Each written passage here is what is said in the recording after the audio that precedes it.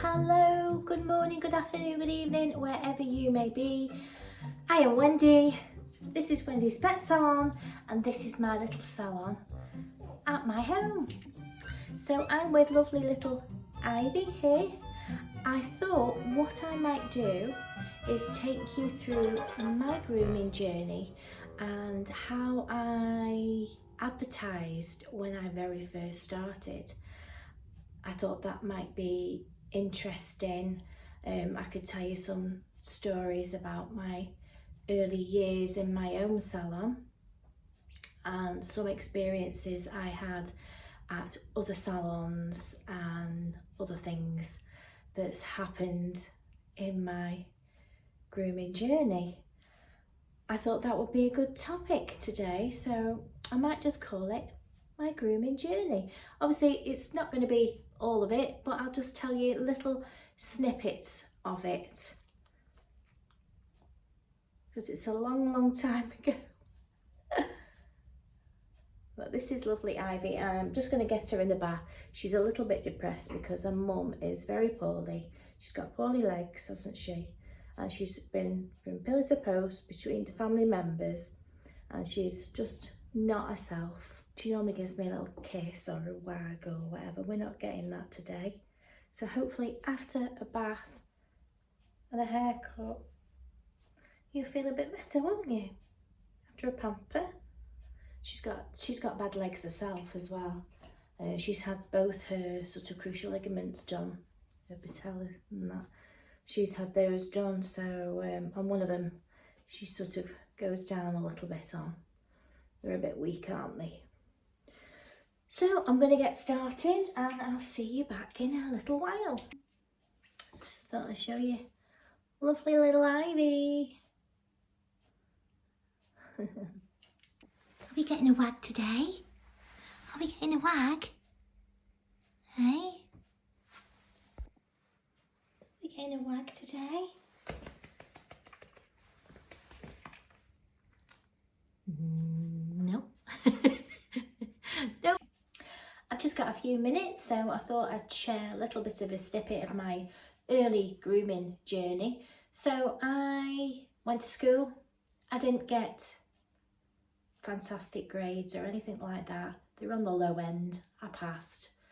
I didn't get sort of higher end GCSEs, but I got enough to get into college. So I went to Rees Heath College of Agriculture in Nantwich, and I had just the best time. I loved it. I never missed a day.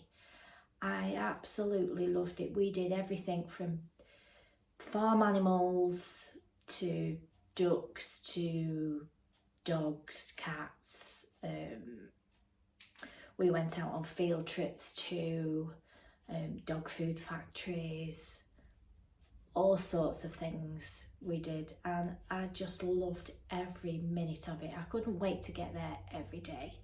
And part of the course was dog grooming, which was the major thing for me. So we did it every single week.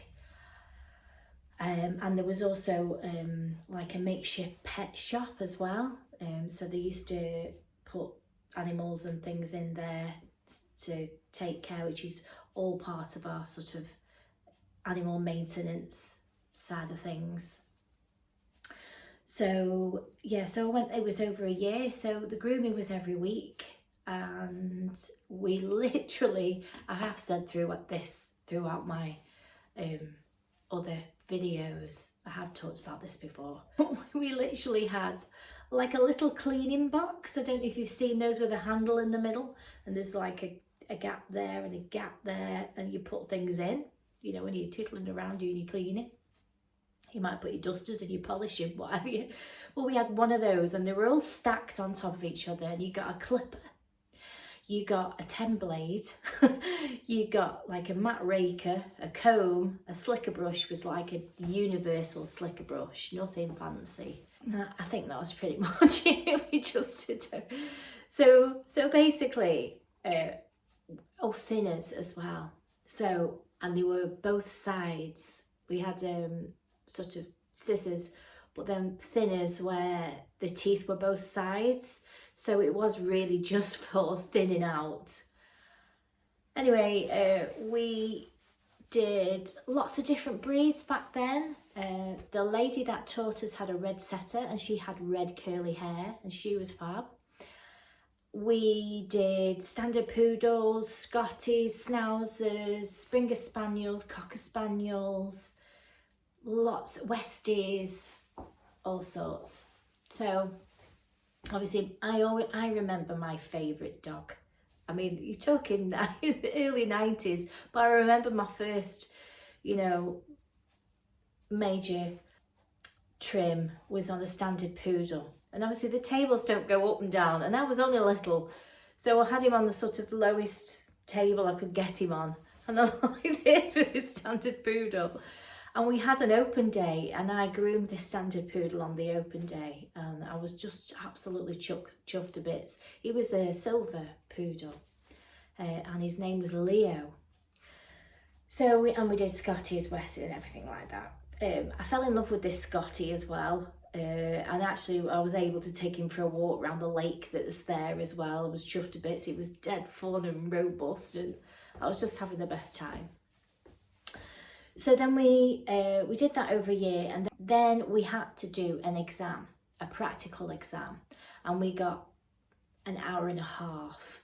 So we got to bath and dry the dogs ready for the trim, which we got an hour and a half for.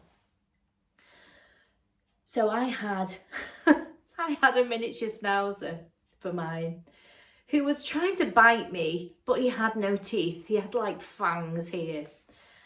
Anyway, I'd finished my trim pretty much within the time, but I had a little bit of extra time over. And the other people in the room, some of them actually got to double up because we didn't have enough dogs. So some of them got to double up on there. So they do one half of the dog, they do the other half. And they'd be like this. And I'm like like this. So anyway, I wonderfully, happily got a distinction for my practical exam, which gave me an overall merit that I left college with. I just absolutely loved it. I loved every bit of it. And what I used to do is I used to, obviously because my mum used to show dogs, we used to look at our dog's paper. There was loads of them in our house. We get the Our Dogs paper. I mean, in the back there used to be loads of different jobs and stuff, you know. They're all over. There was like Canada and everything, and that was literally my dream, was to try and get a job in abroad in Canada and things like that. Anyway, it wasn't to be. My dad sort of swayed me to do 2 other courses that I had absolutely no interest in whatsoever. So my dreams were deflated somewhat. So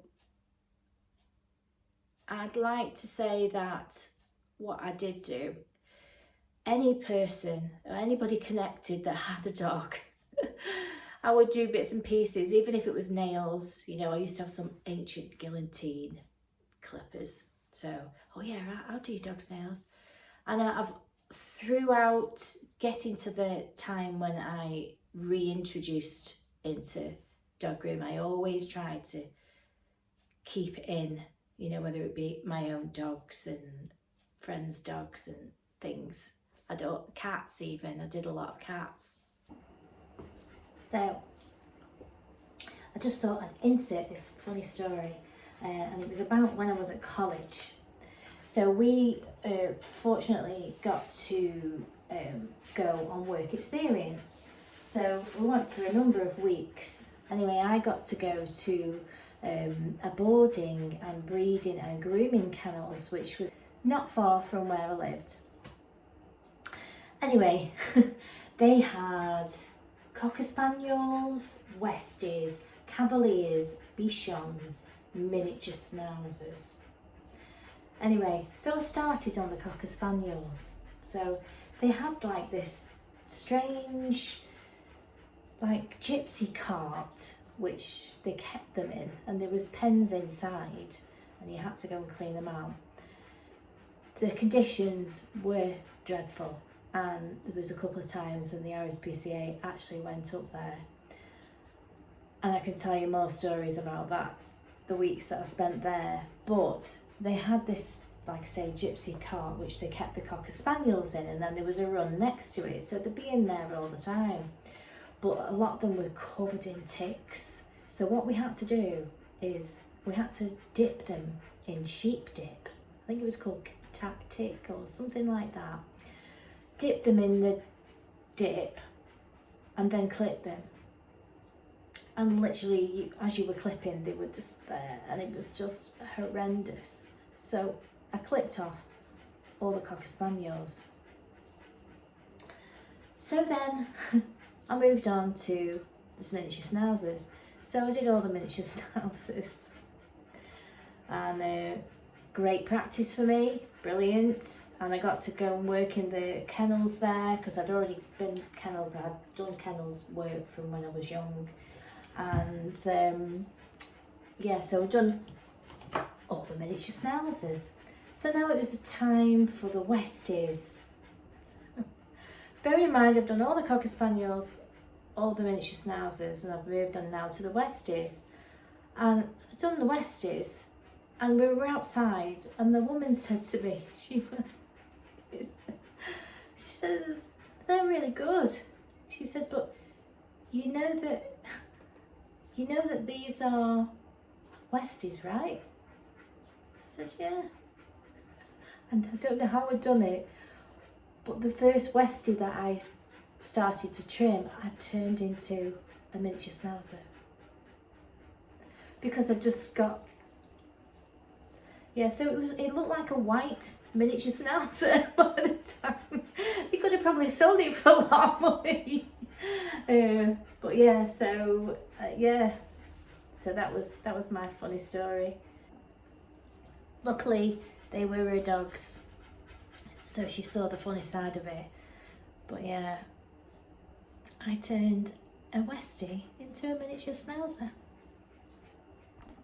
I'm also delighted to say that that place is no longer there. Amen. Did rescue cats at one time. The actual the rescue centre used to call me and say, we've got another one. It was like Ghostbusters, we got another one. So they used to call me, and I ended up with a house full of Persian cats. So there you go.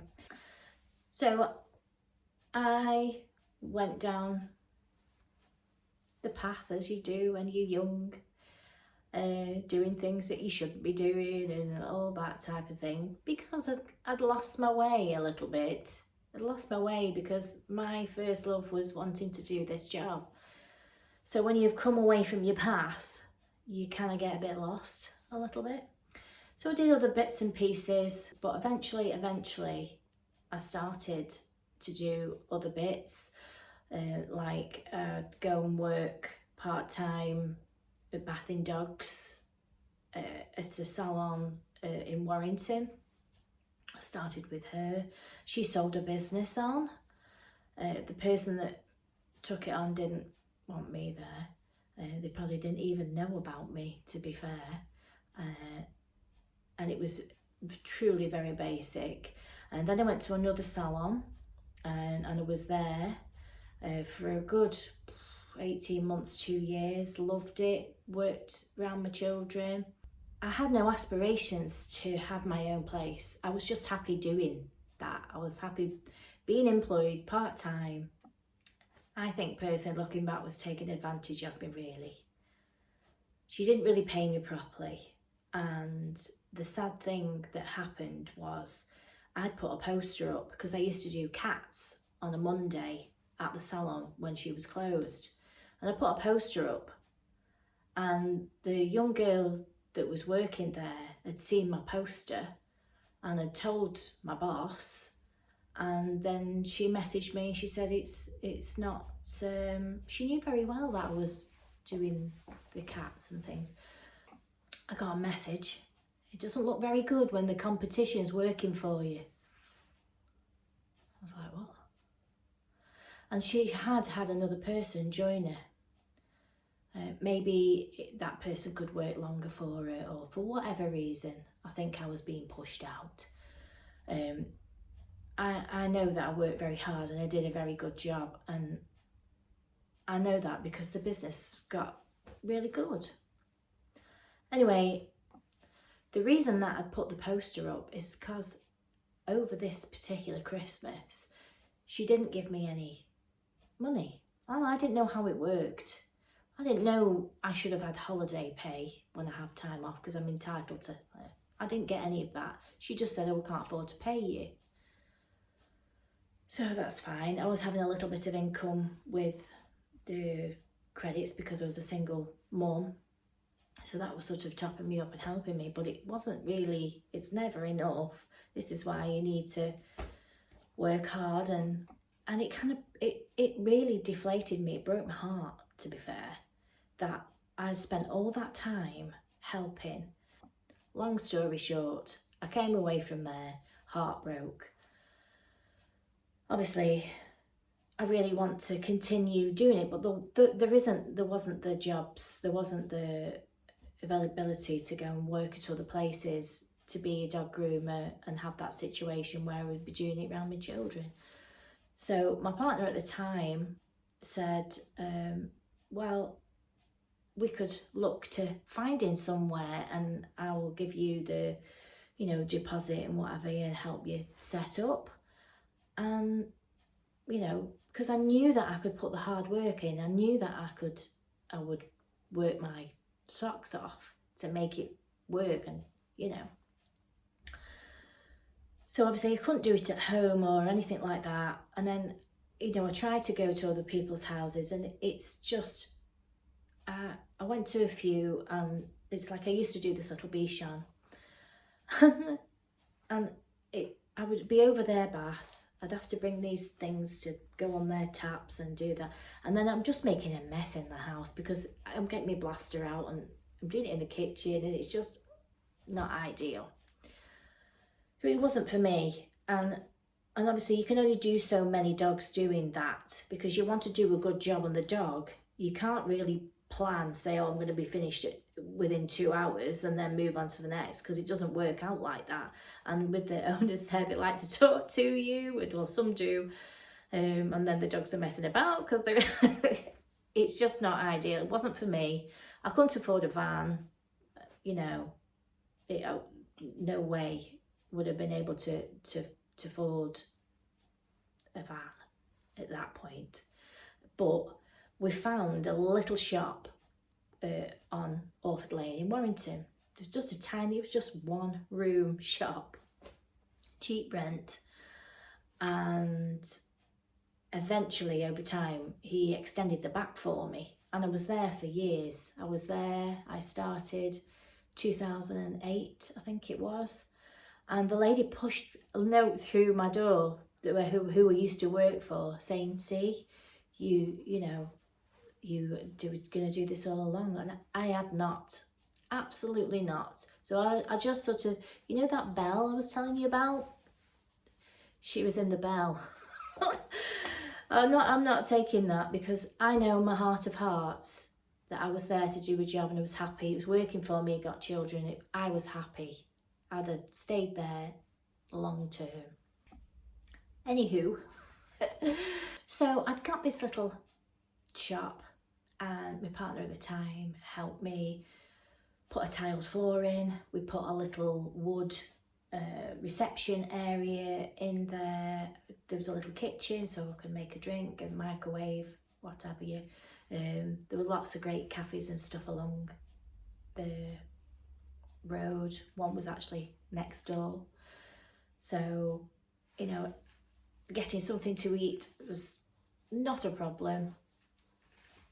And I had a fold-out table, I had a hand dryer, I had a clipper, ancient clipper from my mum, because I didn't have extra money to get these things.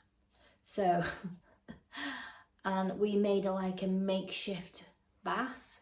I found I found like a big enameled shower tray thing. It was sat on a frame and we had an electric shower put in, and basically that's what I would use. And then eventually got like a little caravan step to put in there, because sometimes when the dogs are smaller and you're down, it was a bit, you know, difficult. But we muddled on. I muddled on, and I just did as much as I could. I didn't really have opening hours. I was like, yeah, you could come at 8 o'clock, you know. I was just, whatever. I just wanted to throw my positive vibes out there and work hard. And anyway, because there was only sort of now 3 major salons in Warrington, and I was one of them, I called myself Wendy's Pet Salon. I had no idea what to call it. I thought, well, it's me doing the hard work, so I'm going to call it Wendy's Pet Salon. I actually changed it along the way. When I had people that joined me, I called it Wendy's Pet Salon and Friends, which I thought was really nice, because eventually my mum came to work with me and everything. So yeah, that was how I got set up in my first salon. And it was only because I was sort of pushed into doing it, to be fair. So I'd already got my qualification from the college. I got myself set up with my insurance. I did do a first aid as well, which when I updated my qualifications further along the line, I redid. Because I feel like that those are really important things. And I wouldn't have set up straight from college. I just wouldn't have had the confidence. And I think that what worked best for me is the fact that I'd done all these little bits before. So I'd worked in different salons, I'd worked at people's houses, you know, I'd done all bits and pieces with other friends and stuff like that. I even went to one of my mum's friends and groomed some poodles. So it all sort of added up. And obviously with my handling skills, when I was young, with my mum doing, we used to go to dog club every Monday night after Charlie Chan. We'd go and go and take the dogs up and down, and it was just a great atmosphere then. It was just full of people with all different types of dogs, from Labradors to pugs to rough collies, all sorts of dogs, you know, griffins. Oh, I love the little griffins. Oh, I just love those. And you know, we'd just go up and down. Take that in, Wendy, you know what I mean? So I never get bored, because somebody go, just walk that one up and down. And then we go to the shows, we see the same people, and they'd let, you know, well, I used to do the junior handling, and I'd be so annoying. I'd be like, is it time yet? Is it time yet? Is it time yet? And I would take, and I always used to come second after the same girl. Anyway, so, and I think all these things just, you know, like bits, it all went into one. And because I'd got that little bit of experience moving forward, it sort of set me in. So I'd already been, you know, doing styles and things like that, because when I was doing it way back when, there was more, you used to see more traditional styles. It used to be like Scotties and Schnauzers and Poodles and Cocker Spaniels, and they were just, there was lots of, now there is the same, but we would do them on a pet trim. That's where I learned to sort of adapt my style as well. So everything kind of started to look like a teddy, and instead of it being sort of long and choppy, I'd blend it, and I'd just evolved over time. I remember going to the British Dog Grooming Association grooming competition, and it was very small, and I remember seeing Colin Taylor there, and I was just in awe of all these people, because this is something else. This was something else. And I used to go and just, nobody knew I was just blending. I just hover around in the corner, just watching.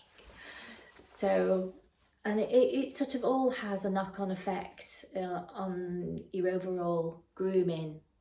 And, I might not have spoke to many people, but I listened and I watched, and I used to get all the catalogues.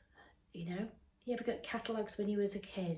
You had the catalogue and you were looking at all the clothes. I used to get catalogues with scissors and clippers and dog shampoos and things like that. So basically the business took off, and I wouldn't say no to anything. There was, when I used to do my advertising as well, when I very first set up, I had enough for the deposit, and I had 3 months rent in advance, and I had that ready set in my bank, so that once I'd started making money, I was sort of topping everything up. So I'd got a bit to start with, and then I was just like that.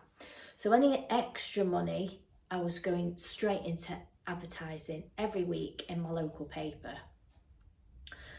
And back then it wasn't cheap. So I do that every week in the paper. Obviously the internet was there now, so I used to do every free listing that I could possibly get on. So, free directories, pet directories, all these type of things. And you just put free listings and you just add your details for you. And then when obviously Google came up, I added my business to Google, and also Yell. I was doing it a lot with Yell, and Yell was a bit too much for me. I couldn't keep up with it, and I got to the point where I was turning people away, and I didn't want that kind of reputation. I wanted to be free-flowing and stuff like that. But I should have used that to my advantage, really, and just kept myself to the people that, were coming time and time again. Because that's what they say is your bread and butter. Those people, you look after them and they'll look after you, and they'll come time after time, and they trust you, and then they get to the point where they don't want to go anywhere else, because they know that the dog's happy and settled with you. And I'm learning all this stuff, and then obviously I toned down the Yell.com, because literally it was just all word of mouth. So we had a really good reputation, and I didn't know it at the time, but I do know that we did have a really good reputation, and I had loads of different people come. Loads of people come for days, just to come for the day. I'd be like, yeah, come for the day. Yeah. I used to have people with learning difficulties. I found that quite stressful, because it's quite hard around animals, because you're trying to concentrate on what you're doing and make sure that they're safe. They don't necessarily understand things as we would do. So that is quite difficult in that kind of scenario. So I didn't take that avenue. But people that were interested in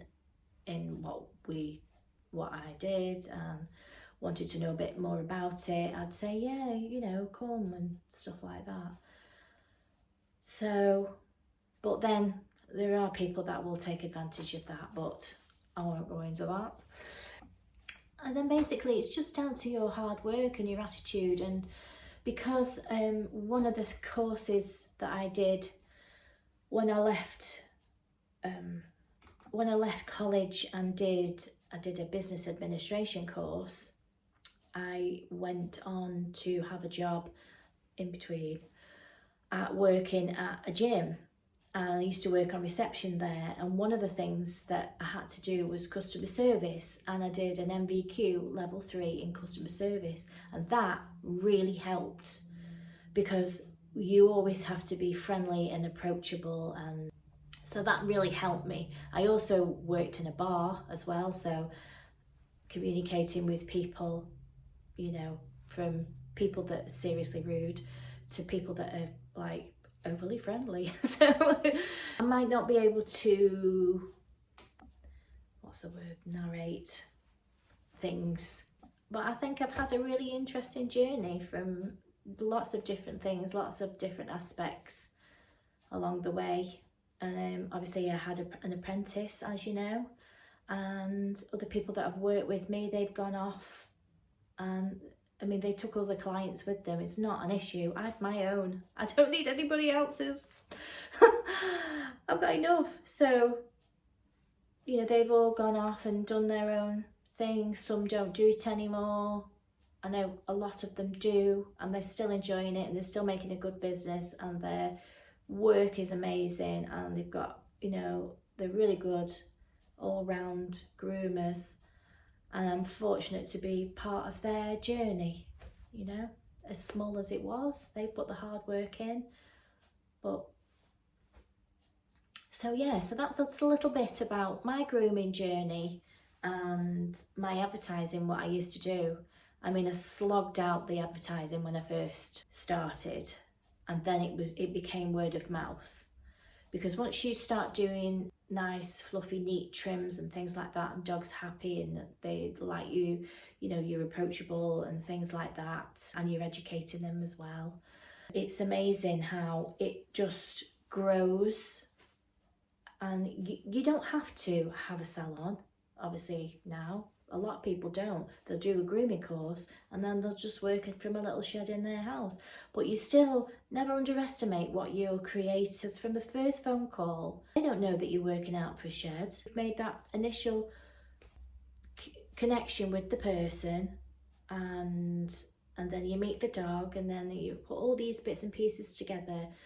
And it's, for me, it's not a case of, yeah, I'll just take your dog. I'll do your dog. There you go. You have to be the full package for people, or there's just not going to come. But again, you don't have to be the groomer for everybody. You're not going to please everybody. You're just not going to please everybody. But the people that you do, and the people that you connect with, and whatever that's the people that you fill your diary with, because they're worth your time and they appreciate your time. So that is what I learnt from doing every matted thing under the sun. Taking the bad attitude, people just, oh, I've been through all sorts of different situations, and I can tell you some, which people sometimes I don't know how they live day to day, to be fair. The majority of people are wonderful, aren't they?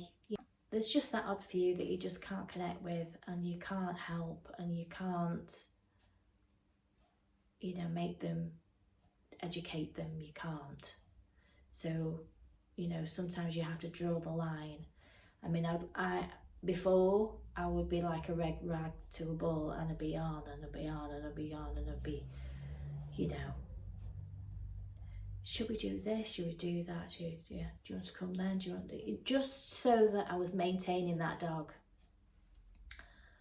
But there was people that I'm turning away that wanted to come regularly. They've seen my work and they want to come, and they want to, you know. So why am I wasting my time with people that don't care? You know, and then it will start draining on you. It does start draining on you. And then when you have those couple of good days, you think, this is what it should be like. So as much as difficult as it is, you have to protect yourself these days. I think especially because of the internet, because things can be blown out of proportion in a second, you know, and it's not necessarily the truth. So before I get too deep, that was a little bit about my grooming journey and how I started my advertising campaign. Oh, I also went in the free paper, not just the local paper, I went in the free paper and I did a leaflet drop. And I put like a little offer on there. I also did, I can probably talk about these along the way, but I did refer a friend and things like that. But it's like, once you've opened the gates and all these people, you know, it can be overwhelming. So sometimes it's best not to overly advertise because you want to keep a steady flow, maintain the standards that you want to keep at and be in control of that. Don't let people be in control of you. This is your business. This is how you run it. These are your boundaries. And it's got to be a two-way thing. So I hope you found that interesting. If you did, give it a like. I'll see you tomorrow for Tip Share Saturday. Saturday share tip. Saturday share. See you tomorrow.